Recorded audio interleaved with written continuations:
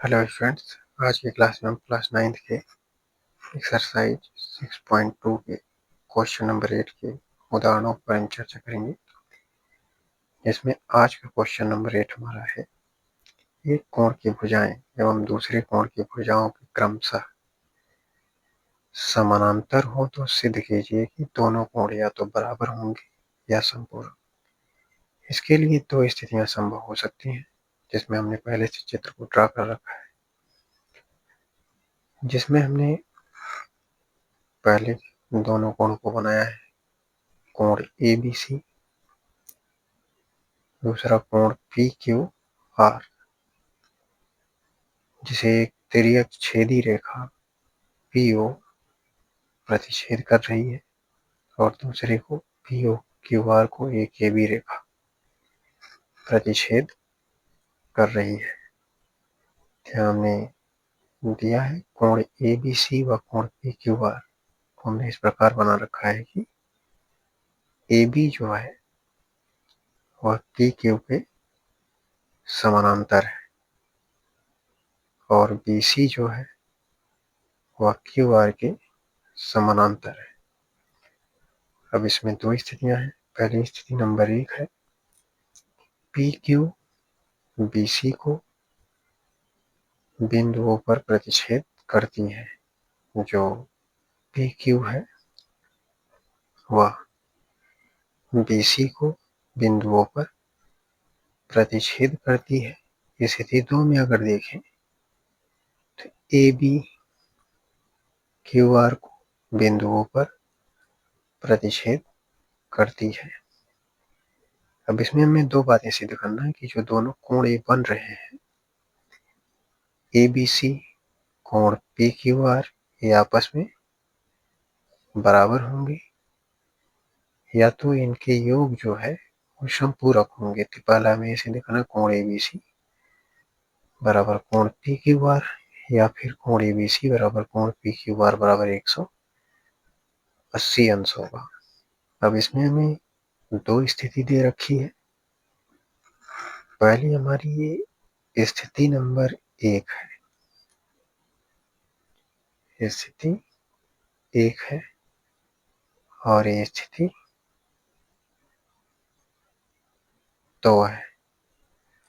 अगर पहली स्थिति में देखा जाए तो हमें जो दिया है AB समानांतर टू PQ, जो AB है वो PQ के समानांतर है, जिसे तिर्यक छेदी रेखा BC काट रही है।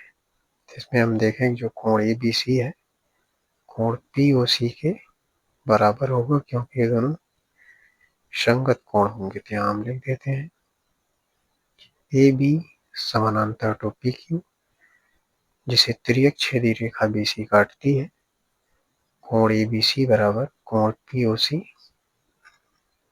ये संगत कोण आपस में बराबर होंगे।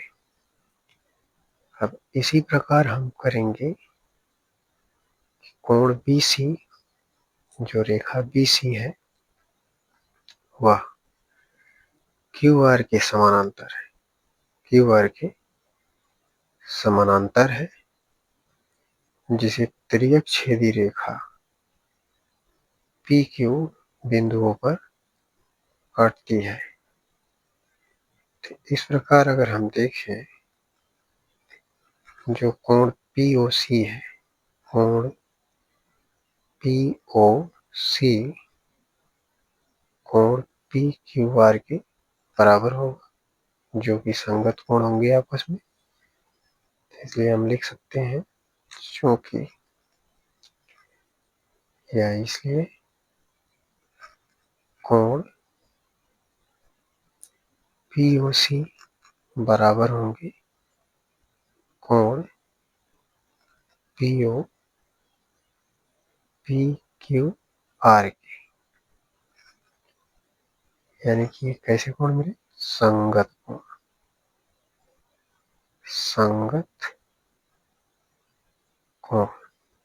अब हम समीकरण नंबर 1 व 2 से तुलना करते हैं। समीकरण 1 व 2 से। समीकरण 1 व 2 से अब देखेंगे तो यहाँ कोण POC के बराबर कोण PQR मिला है, यहाँ कोण ABC बराबर कोण POC मिला है। यानी कि हम कोण POC की जगह पे हम क्या रख सकते हैं, कोण ABC रख सकते हैं।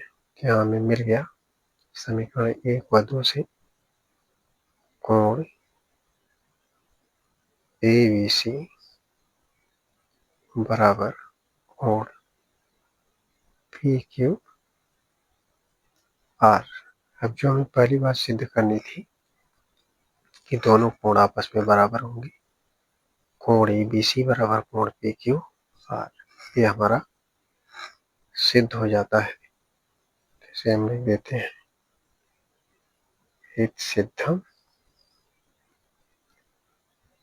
अब जो दूसरा हमें सिद्ध करना था कि कोण ABC प्लस कोण PQR बराबर 180 अंश, इसको हम स्थिति 2 से करेंगे, स्थिति नंबर 2 से। तो यहाँ लिखते हैं कि स्थिति 2 में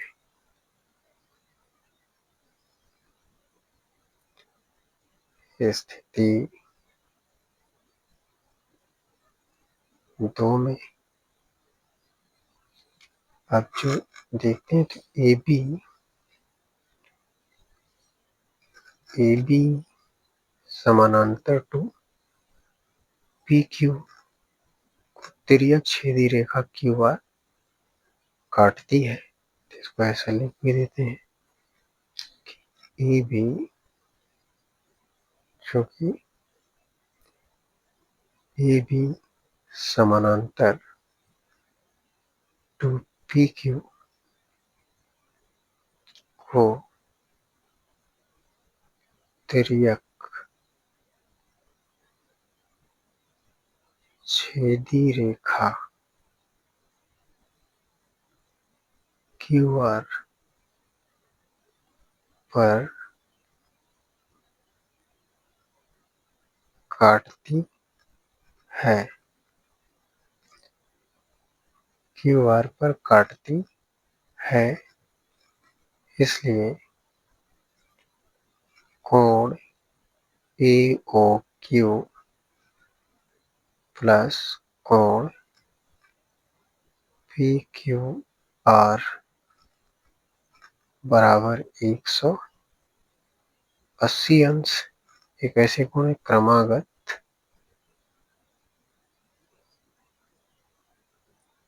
अंतः कोण, क्रमागत अंतः कोण।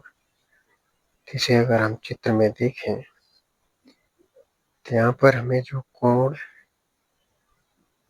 AOQ है, कोण AOQ और कोण PQR, ये दोनों कोण क्रमागत अंतः कोण होंगे और इनका योगफल कितना होगा, 180 अंश।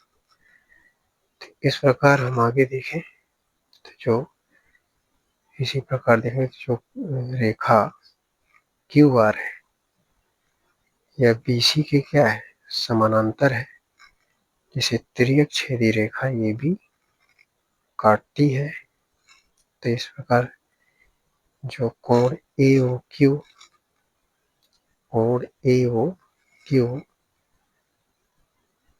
बराबर होगा कोण ABC के, जो कोण O है वो B का क्या होगा, संगत कोण होगा।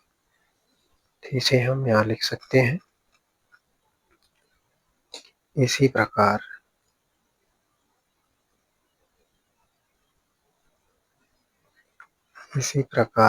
QR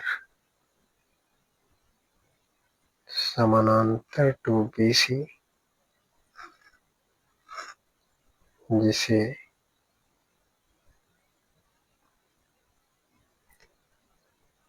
तिर्यक छेदी रेखा AB काटती ए बी काटती है। अब इसमें जो कोण मिल रहे हैं इसलिए कोण ए ओ क्यू बराबर होंगे कोण ए बी सी के, जो कि संगत कोण होंगे, संगत कोण। अब हम जो ये पीछे का हमारा था इसे हम मान लेंगे समीकरण नंबर 3। हमारा ये समीकरण नंबर 3 हो जाता है और ये समीकरण नंबर 4। अब हम तुलना कर लेते हैं समीकरण 3 व 4 से। यहाँ लिखेंगे अतः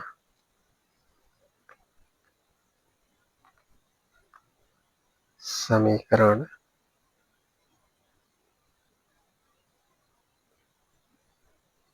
3 व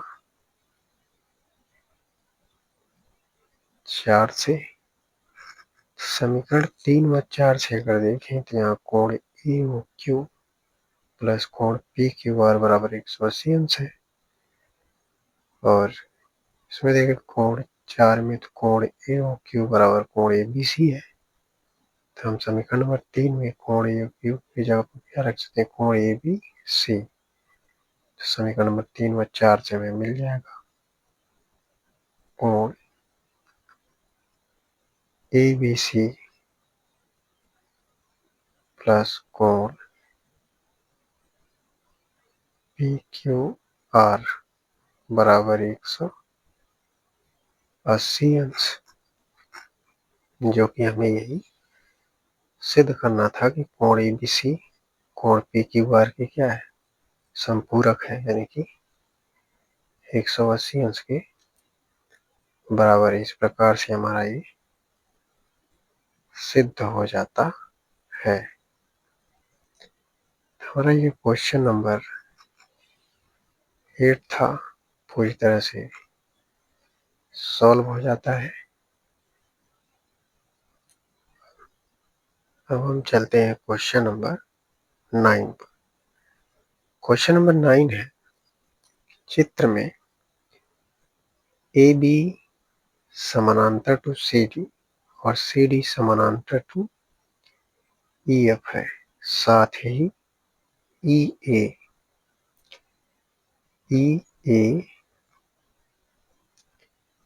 लंबवत है ए बी के, ई ए लंबवत है ए बी के।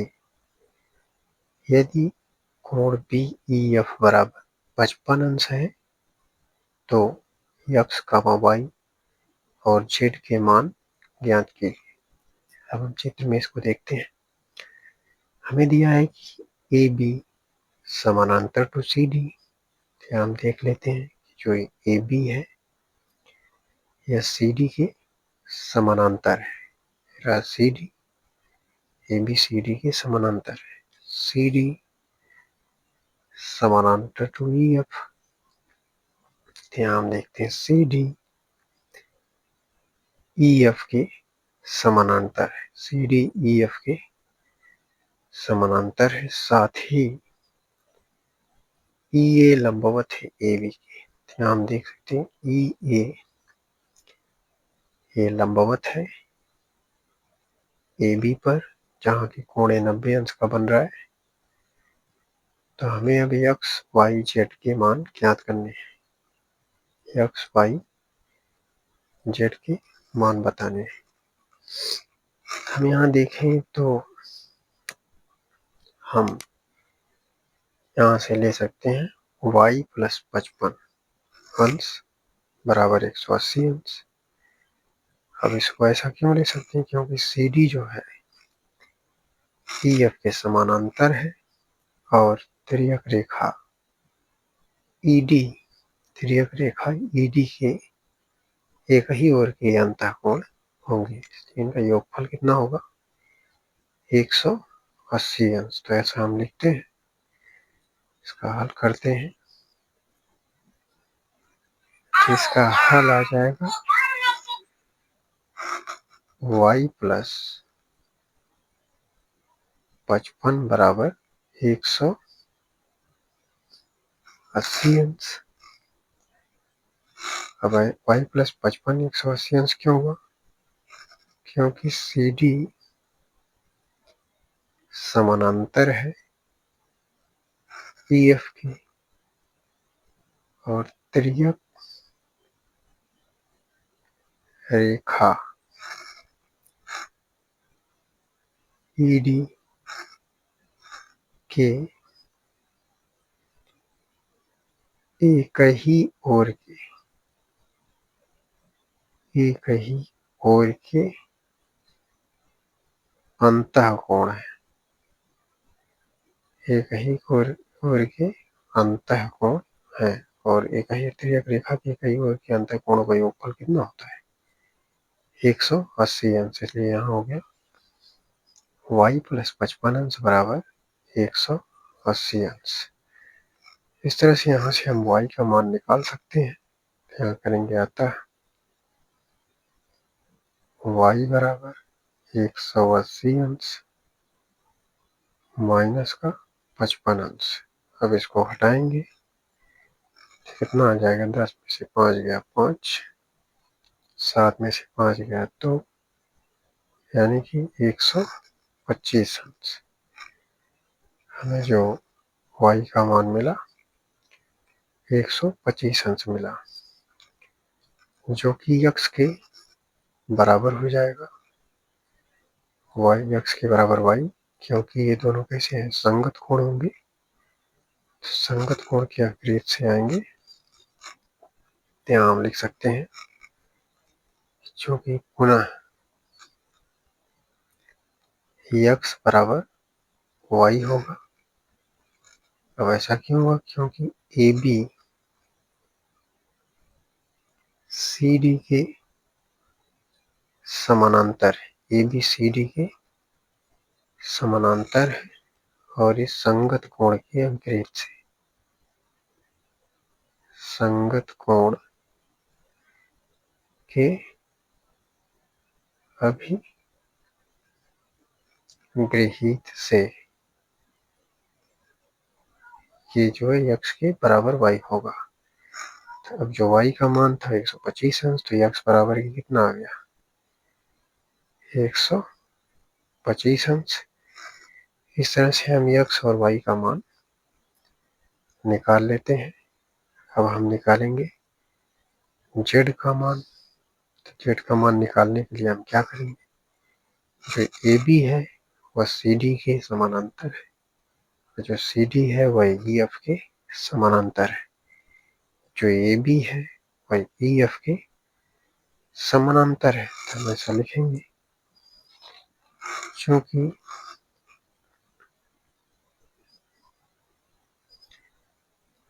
चूंकि AB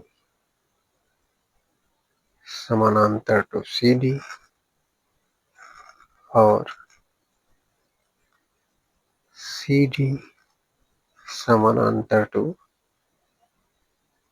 EF है, इसलिए AB, अभी हम देखे थे AB समानांतर टू CD, CD समानांतर टू EF, CD यानी AB समानांतर टू EF हमें मिलेगा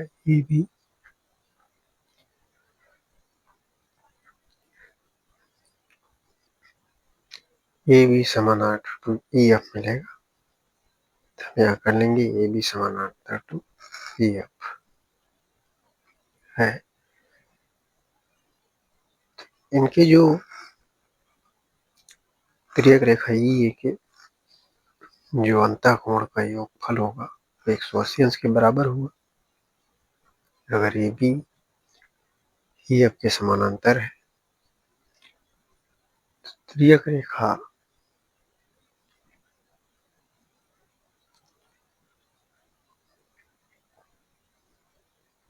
रेखा EA के अंतःकोणों का योगफल कितना होगा? 180 अंश होगा, चूंकि AB समानांतर टू EF है। तो हम देखते हैं इसका। यहाँ जो कोण हमें एक मिल रहा है 90 अंश और दूसरा कोण जो मिल रहा है जेड प्लस 55 अंश, इन दोनों का योगफल कितना होगा 180 अंश के बराबर होगा। हम यहाँ लिख देते हैं कि कोण तिर्यक रेखा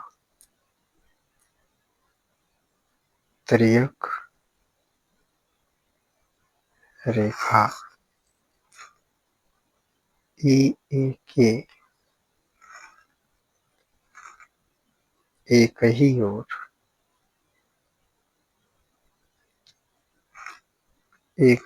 ओर के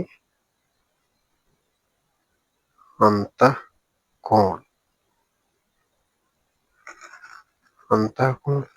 एक कोण हमारा मिलता है 90 अंश प्लस दूसरा कोण मिल जाएगा जेड प्लस 55 अंश,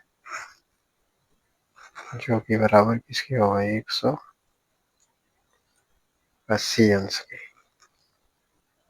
यहाँ से हम जेड का मान निकाल सकते हैं, जिसको हम जोड़ते हैं तो हमें मिल जाएगा 5, 9 में 5 जोड़ेंगे तो 14 आ जाएगा, प्लस जेड बराबर 180 अंश।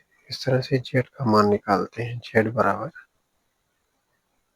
180 अंश माइनस 145 अंश। इस तरह से हमें जेड का मान मिलेगा। 10 में से 5 गया 5, 7 में से 4 जाएगा, ये 3 आ जाएगा, यानी कि जेड का मान कितना मिला 35 अंश। तो इस तरह से हमें एक्स वाई जेड के मान मिल जाते हैं। एक्स बराबर एक्स अतः हमें एक्स के बराबर मिला है वाई, एक्स बराबर वाई बराबर 125 अंश तथा जेड बराबर मिल गया 35 अंश। यही हमारा आंसर हो जाता है। स्टूडेंट्स, हम आशा करते हैं कि आपको दोनों क्वेश्चन समझ में आएंगे। वीडियो को लाइक करें, चैनल सब्सक्राइब करें। धन्यवाद।